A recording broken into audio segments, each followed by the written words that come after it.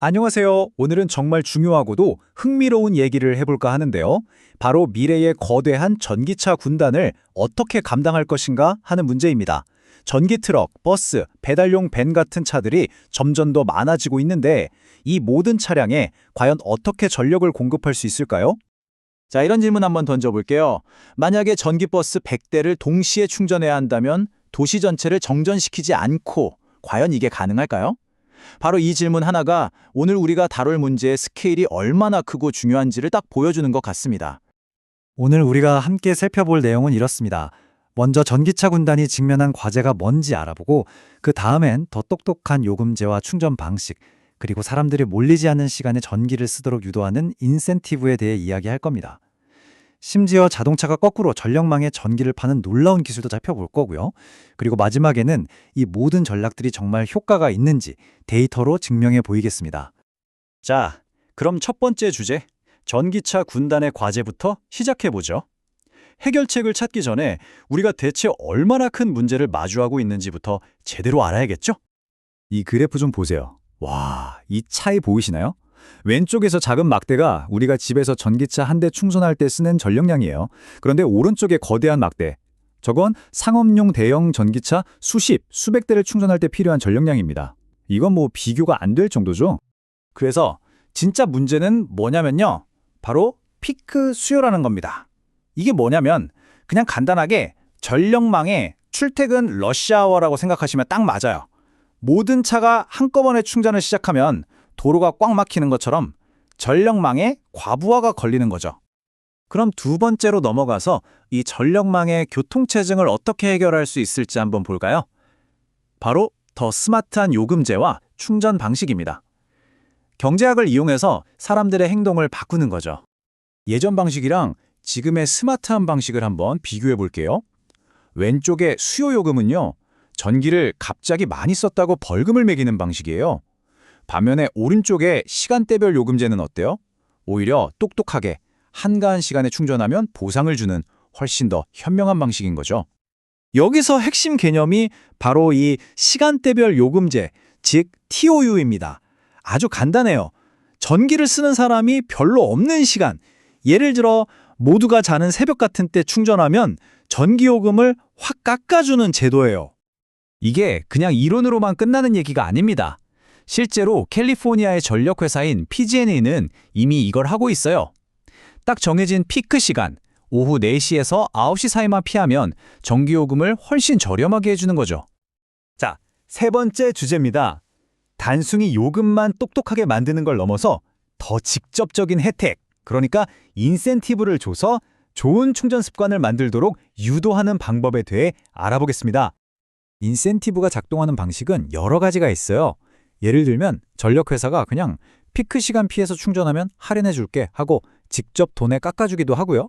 아니면 우리가 타이머만 맞춰놓는 간단한 방식도 있고 좀 더 적극적으로 전력회사가 알아서 충전을 관리해주는 프로그램도 있죠.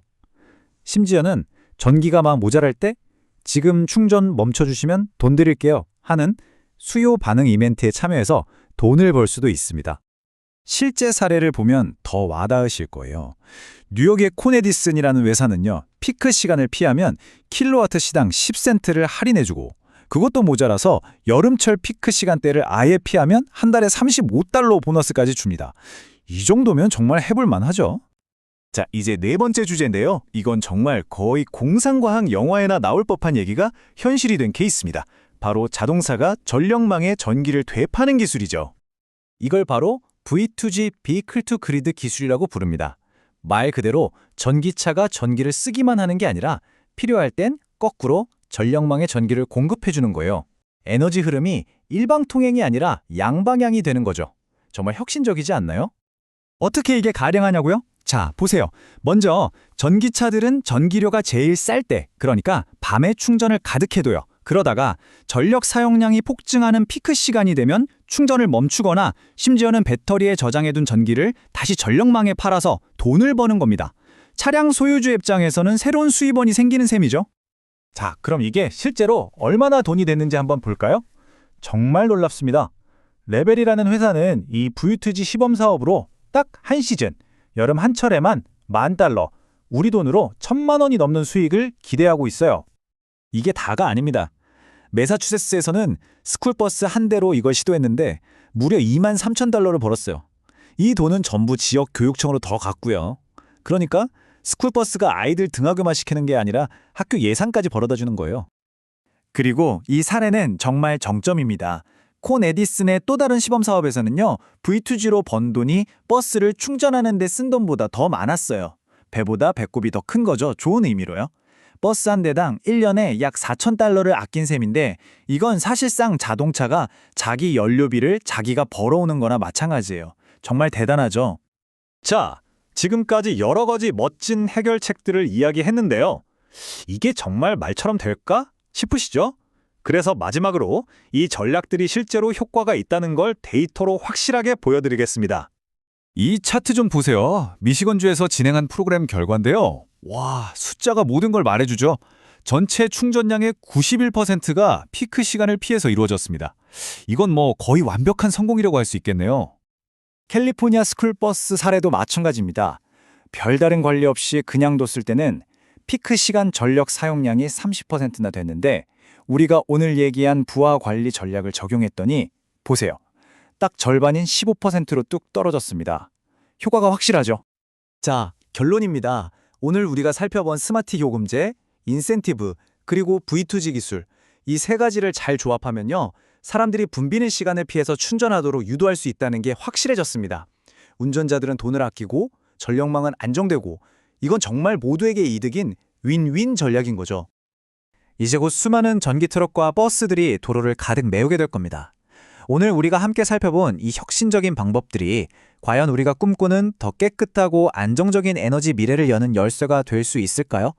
여러분은 어떻게 생각하시나요? 이 질문을 남기면서 오늘 이야기를 마치겠습니다.